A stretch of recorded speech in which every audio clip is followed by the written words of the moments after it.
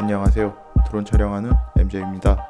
이전 영상에서는 모드에 따른 조작 방법과 드론 비행을 설명하기 위해 중요한 포인트인 피치 또는 엘리베이터, 롤 또는 에일러런, 요 또는 러더, 스로틀에 대해 알아보았습니다. 이번 영상에서는 드론 비행의 또 다른 중요한 포인트인 시계 비행과 1인칭 또는 FPV 비행에 대해 알아보고자 합니다. 드론 비행은 크게 시계 비행과 FPV 비행으로 나눕니다. 시계 비행은 말 그대로 눈으로 기체를 보며 비행하는 것을 말하고, FPV 비행은 기체에서 거의 실시간으로 전송된 화면을 스마트폰 또는 패드의 화면을 모니터링하며 비행하는 걸 말합니다.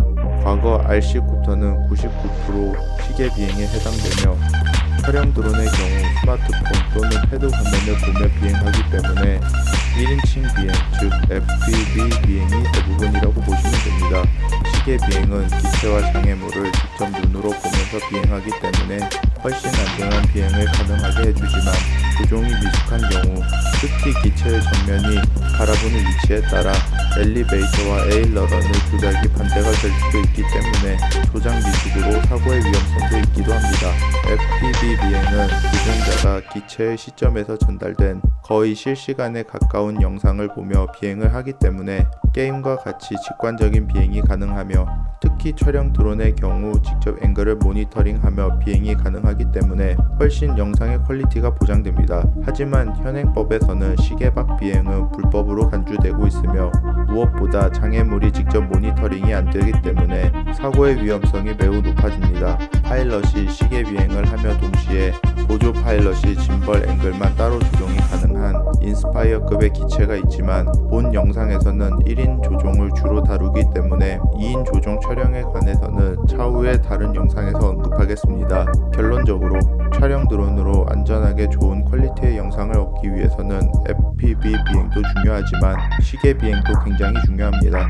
아무리 실시간 영상의 질이 좋아졌다고 하지만 전선 등의 눈에 띄지 않는 장애물도 곳곳에 존재하고, 전파라는 건 언제 나빠져도 절대 이상하지 않으므로 영상이 끊기는 등의 비상시를 위해서라도 시계 비행을 절대 숙지하셔야 합니다.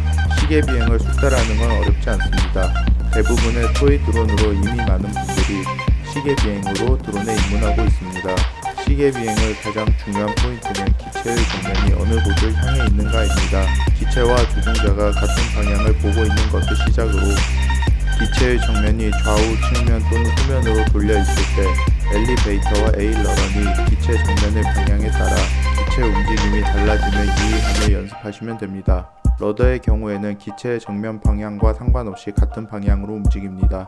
고도 센서와 GPS가 장착된 드론은 조종기 레버를 놓고 있어도 안정된 호버링이 가능하므로 쉽게 시계 비행을 익힐 수 있습니다.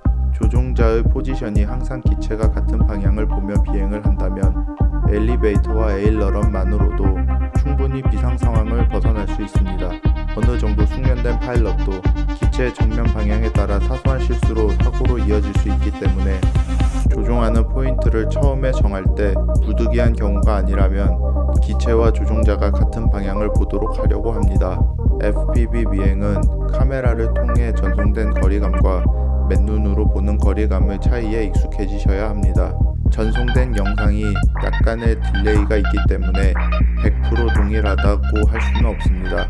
그리고 광각이나 표준 또는 줌 렌즈냐에 따른 거리감 그리고 속도감 차이가 있습니다.